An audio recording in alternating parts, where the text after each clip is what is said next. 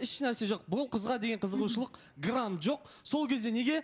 Сол момент Жанболатқа өзіне ең ыңғайлы момент болды. Сәл де болсын өзін жақсы жағынан көрсетіп алуға. Сол моментті пайдаланды да, одан кейін қыз уже интересінен кетіп қалды. Дальше Аида келді, и сонымен кетіп қалдың да сен. Ол нәрсе, бауырым, мужчинаны негіз красить етпейді. Сен маған осы жерде отқан кезде бүйтіп тұрып, ұрандатып тұрып айттың да, мен сол кезде олдым. Мына жігіт негізі маған дұрыс айтып жатыр. Менің бәлкім содан шыққаннан кейін ашуланғаным орынды емес шығар. Алдағы уақытта бірақ жақсы болып жатса, мен бұл жігіттің арқасын қағамын деп. Бірақ қазір саған, бауырым, ішім қатты ашып отыр ше. Сондықтан да бір нәрсе айтатын кезде жігіттер, қыздар сәл түйіп, ойлап, алдағы уақытта кішкене болмай қалса ше деген сияқты нәрсемен ойлануың керек. Мен айта кетсем, алдағы уақытқа айт. Бұл жерде мен айтып тұрмын. Дұрыс қой, мен тараптан қызығушылық қадамдар болмаса, сен сөйтіп айтсаң жөн еді. Мен тараптан қадамдар болып жатып, бұл кісінің артқа қарай шегінуінде мәселе болып тұр. Мен сол себептен дәл қазір осы әңгіме, осы тақырып қозғалып отыр. Жоқ, Жанболат, қарашы, сен өзің көрсету дейсің, аға бауыр. Айтып алайын. Өзің көрсету деп отырсың.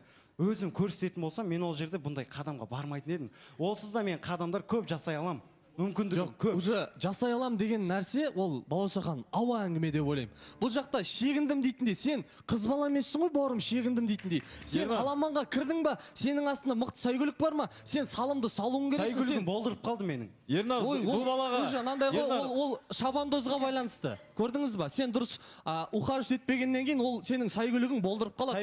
Ол мықты сәйгүліктер. Шабандоз егер мықты болатын болса, болдырмайды, бауырым. Сағыныш демекші, мен келген кезде айттым, менде арақатынас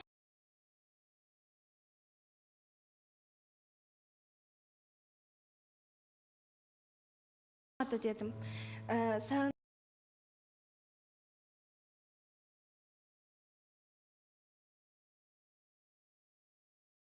Жүр дегені жоқ, қайдан шықты? Жоқ, сіздің айттыңыз ғой, өткенін сағынып жүрма дедіңіз ғой? Мен сол ой қайдан пайда болды? Мен ол жағын айта кетсем бола ма? Инстаграмда заметкида мен өзімнің сестренкамды сағынып жүрген кезде жазған болатын. Бұл кісі дұрыс түсінбей қалды. Менен сұраса болатын еді, сен кімді сағынып жүрсің?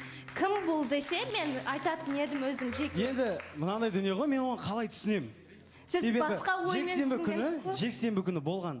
Не болғаны өзің білесің. Сол күні мен тарапқа қарай қатты айтқым келмеді. Көп нәрсені менен сол күні жасырып отқаннан кейін мен қалай түсінемін оны? Ана жерге сағыныш туралы әңгіме жазып қоясың. И мен тупа тұрамын да, бұл сестрасын сағынып жүр екен ғой деп айтпаймын ғой. Сен менен итаки көп дүние жасырып жүрсің ғой. Нені жасырдың? Балауса ханым. Жанболат, іңкәр, бір-бірлеріңізді түсінсе алмай жүрсіздер ғой, бір-бірлеріңізбен. Негізі, біз алдында да ұрысып қалған болатынбыз. Енді бір жерде осылай жазылды, сағындым деген болды деді, сіз оны бұрынғы керісінше түсініп қалған бұл кісі. Мен толықтай бұл кісіменен сұраса, мен айтар едім, мен сразу оған жеке шығып айта салмаймын ғой. Мен стаметкеге өйстіп жазып едім, мен олай не демеспі деп өзім жазамаймын ғой. Ол келесі менен сұраса, мен айтатын едім да ол кісіге. Бірақ ал сіздің көңіл күйіңіз болмаған кезде, сұраған кезде неге айтпадыңыз? Ол жеке проблемалар болды. Ол кісі де жеке проблемасын өзі де жасырады ғой. Я имею тоже право оны жасыруға. Мен просто проблемаларымды таныстықтың арасында келіп тіреп қоймаймын да, ол біздің арамызда тұрып қалған тас сияқты да ол. Мен ар жаққа барамайым проблемаңды. Сен бер қарай өте алмайсың деген сияқты ғой. Жанболат, сен еркексің ғой. Мен сөйлеп алайын, абылай. Мен сөзім аяқтап алайыншы. Сабыр, тыңдайықшы. Мынандай дүние ғой. Сол күн айтылмаған дүниелерден кейін менде күмән, күдік деген адам әр адамда пайда болатын дүние. Абылай, сенің өзің, например, мына күн бірінші келген кезде бұл маған пранк, бұл просто келген сияқты деп айдананы қозғап кеттің да. Тап сол сияқты менің миымда сондай чип пайда болды, что-то менен бір нәрсе жасырып отыр, бұл қыз деген сияқты. Енді әлде сіз біреуден бірдеңе естіп алып, қазір соған меңзеп отырсыз ба? Мен жасыратын ештеңем жоқ негізі. Бірақ өзімнің жеке проблемамды өзім шешіп алғым келеді. Мен өзім андай болып өскенмін ғой. Сама деп өскен қызбын. Мен өзім шешпесем, басқа біреу шеше алмайды ол проблеманы. Әрине. Оны өзім құрып алдым ба, өзім шешемін. Үйті оны мен бүйтіп таныстыққа кеп тірген жоқпын ол проблеманы. Ол өзі алып кеп тұр сол проблеманы. Мені осы жаққа тіреп тұр сол проблема.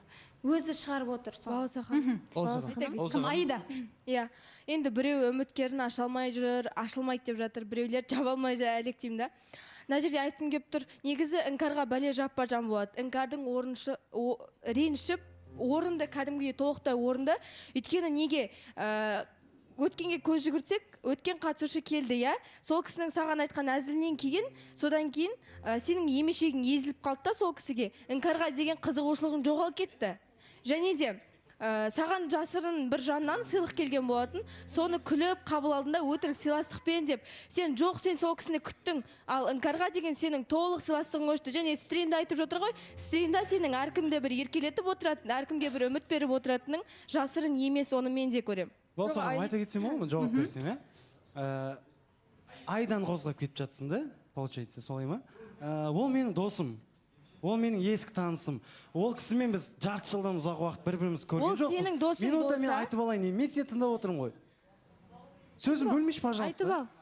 Бір-бірімізді жарты жылдан ұзақ уақыт көрмедік, біз сағыныш, достық сағыныш деген бар. Сен де түсінбеулерің мүмкін. Ой, Жанболат, тоқташы осы жерден. Балзахан,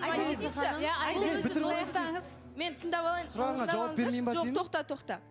Жаңа айтып жатыр ғой, енді доспыз, жарты жылдан артық көріспедік депші. Жанболат, ол сенің іс-әрекетіңмен сөзің вообще сәйкес келіп тұрған жоқ. Өйткені сол күннен кейінгі қолдаушыларың сендерге любовный прям күшті видео жасап берген кезде сен соны мақтан шығып біреуін қалдырмай алып кеткен болатынсың. Сол күні мен сенен сұрағам, іңкәр ренжіп қалмай ма, осы ісіңе өкінбейсің ба деп. Сен сол кезде оның ренжитіндей жөні жоқ деп қана жауап бердің. Как думаешь енді, қыз баласы бәле жапқаның орынды ма?